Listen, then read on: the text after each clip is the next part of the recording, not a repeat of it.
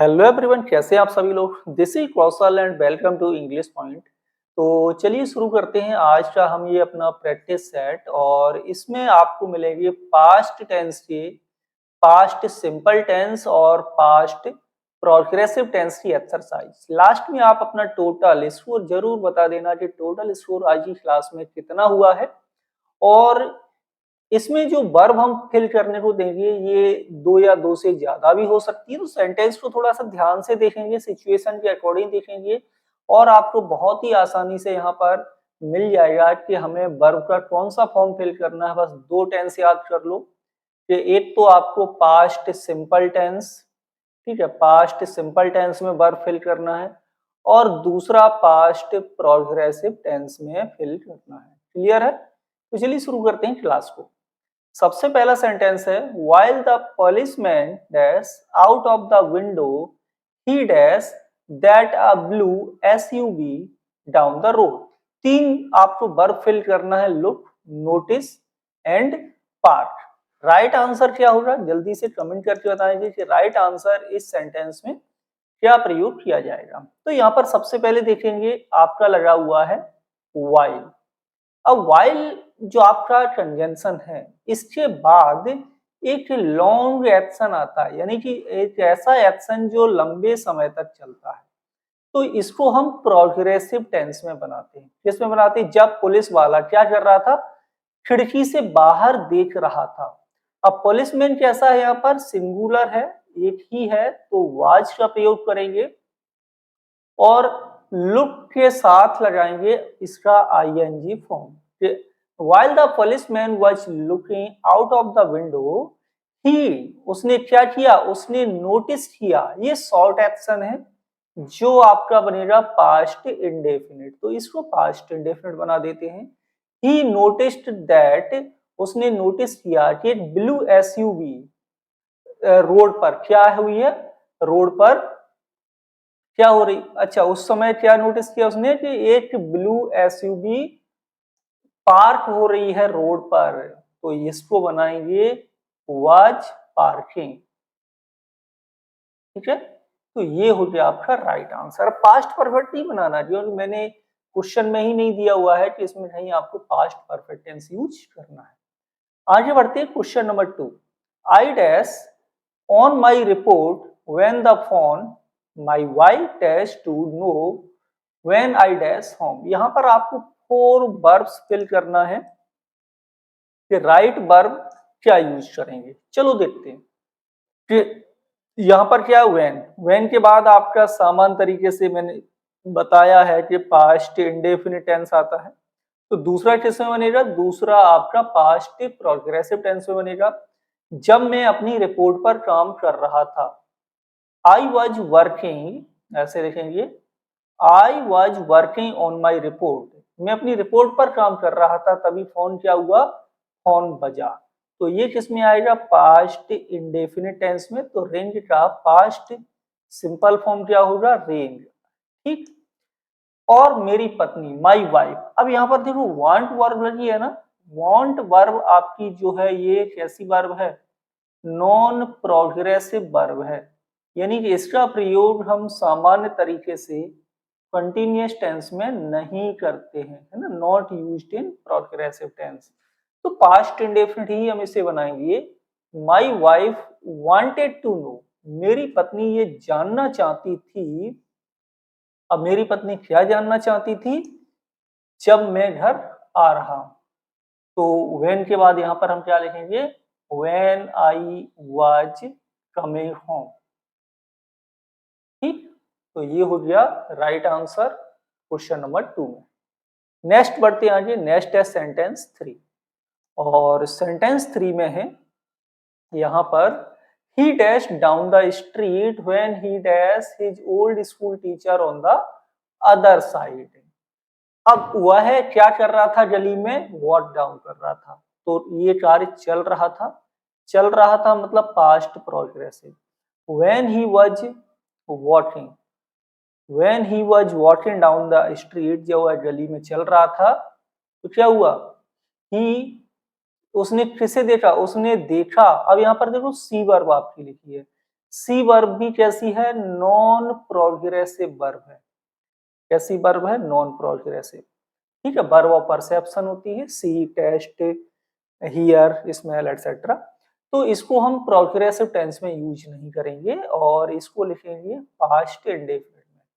He saw his old school teacher on the other side. उसने अपने school teacher दूसरी तरफ देखी।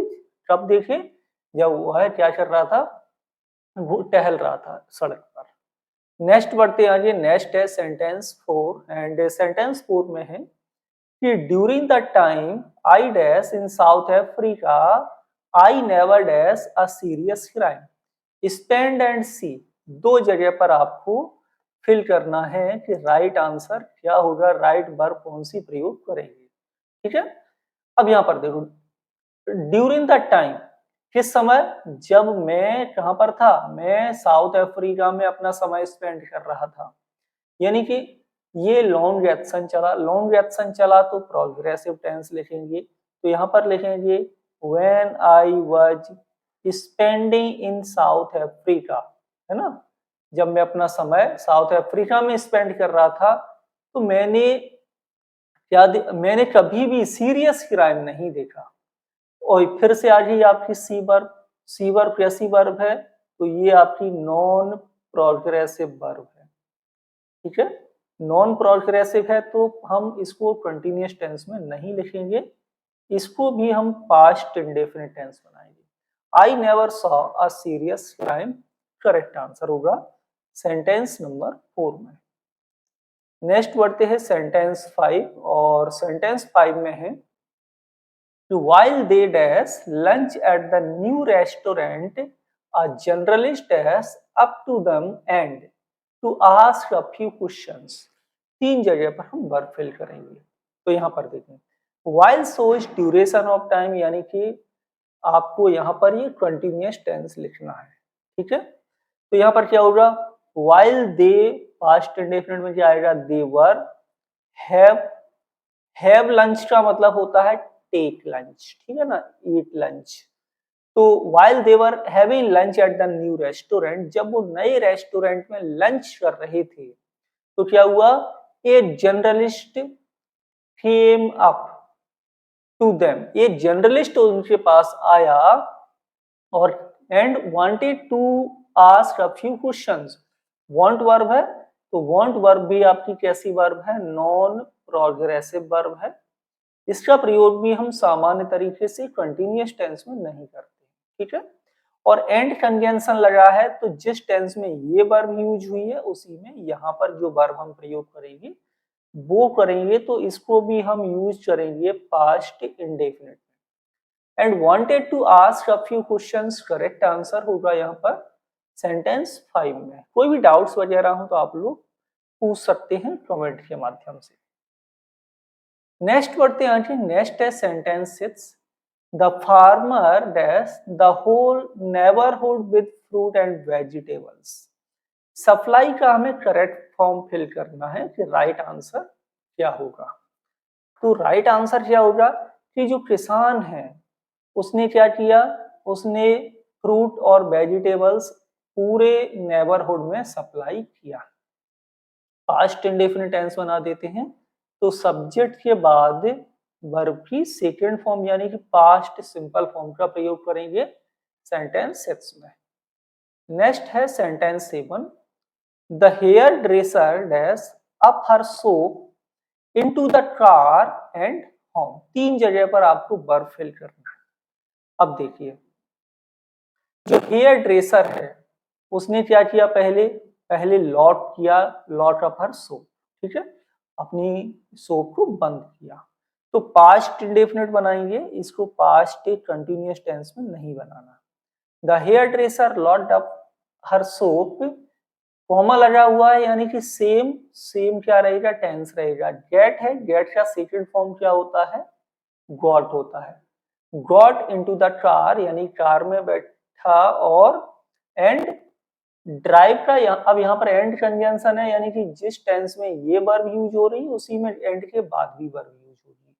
तो यहाँ पर ड्राइव का सेकंड फॉर्म ड्रॉप प्रयोग किया जाएगा and drop form correct answer है, यानी कि तीनों की तीनों वर्ब आपकी पास्ट इंडेफिनिट टेंस में प्रयोग की जाएंगी सेंटेंस 7 में। नेक्स्ट है सेंटेंस 8 एंड सेंटेंस 8 में है my brother dash to connect me at the office but he dash me because I dash lunch with a customer. यानी मेरे भाई ने ऑफिस में मुझसे कांटेक्ट करने का प्रयास किया। तो ये क्या हो गया पास्ट इंडेफिनिट। पास्ट इंडेफिनिट में क्या होता है सब्जेक्ट के बाद वर्ब की सेकंड फॉर्म। तो subject my brother right second form हो गया। अब बट कंजंक्शन लगा है तो यहां पर देखो कैन नॉट रीच यानी कि कैन वर्ब पास्ट में क्या हो जाएगी आपकी कुड। तो यहां पर हो जाएगा कुडंट और कुड के बाद भी आपका वर्ब की फर्स्ट फॉर्म ही आता है तो यहाँ पर रीच का रीच लिखेंगे। But he couldn't reach me लेकिन वह मुझ तक नहीं पहुंच सका या मुझसे कांटेक्ट नहीं हो पाया। क्यों नहीं हो पाया क्योंकि उस समय मैं कस्टमर के साथ क्या कर रहा था लंच कर रहा था। तो ये पास्ट कंटिन्यूअस टेंस में यूज होगा because I was having lunch with a customer. तो यहाँ पर हैव लंच का मतलब होगा ईट लंच या फिर टेक लंच। नेक्स्ट है सेंटेंस 9 एंड सेंटेंस 9 में है Jack dash over the carpet because he dash attention to where और यहाँ पर वर्ब फिल करना। 3 जगह वर्ब फिल करेंगे दूसरी वर्ब को नेगेटिव बनाएंगे तो राइट आंसर बताएंगे सेंटेंस 9 में क्या यूज होगा। चलिए देखिए तो राइट आंसर यहाँ पर देखें जैक पास्ट इंडेफिनिट बनाएंगे इसको हम Jack tripped over. Trip over आपकी पूरी फ्रेजल वर्ब है कारपेट पर है ना। कारपेट पे क्या हो गया ट्रिप ओवर हो गया यानी कि वो गिर गया या लड़खड़ा गया। क्योंकि ही डैश वह क्या नहीं कर रहा था क्योंकि वह अटेंशन नहीं दे रहा था। पे अटेंशन पूरा आपका फ्रेज है तो he was not paying attention to where he जहां भी वह क्या कर रहा था जहां भी वह जा रहा था या डिडंट पे अटेंशन भी हम यूज करते हैं वह वेयर ही वाज गोइंग। तो 2 वर्ब हम यूज करेंगे प्रोग्रेसिव में ट्रिप को यूज करेंगे इंडेफिनिट टेंस में। नेक्स्ट है सेंटेंस 10 और सेंटेंस नंबर 10 में है आपका यहाँ पर where dash when I across you yesterday you go and come. 2 जगह पर वर्ब फिल करो। यस्टरडे लगा है यानी कि पास्ट में यूज करेंगे। अब व्हेन के बाद वाला टेंस किस में आएगा सामान्यतः आपका इंडेफिनिट टेंस में आता है तो ये वाला दूसरा क्लॉज किस में आएगा सामान्यतः आपका प्रोग्रेसिव टेंस में बनता है। अब वेयर लगा हुआ है तो इंटेरोगेटिव बनाना क्वेश्चन मार्क है लास्ट में। यू के अकॉर्डिंग हेल्पिंग वर्ब यूज होगी वर। वेयर वर यू गोइंग आप कहाँ जा रहे थे जब when I dash across you yesterday जब मैं आपसे मिला। तो यहाँ पर क्या होगा when I came across. Come across पूरी फ्रेजल वर्ब है कम अक्रॉस मतलब मीट बाई चांस से। तो यहाँ पे राइट आंसर आपका फर्स्ट क्लॉज आपको पास्ट प्रोग्रेसिव टेंस में लिखना है और दूसरा क्लॉज आपको पास्ट इंडेफिनिट टेंस में लिखना है। क्लियर। नेक्स्ट है सेंटेंस 11। सेंटेंस 11 में है I dash him off at the airport when the police dash and him see come and arrest.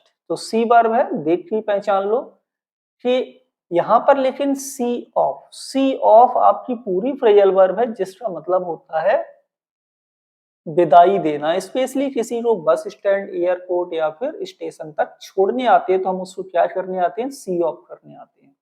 तो यहाँ पर ये जो सी वर्ब है इसका मतलब देखने से नहीं है बल्कि विदाई देने से है या फिर छोड़ने से है।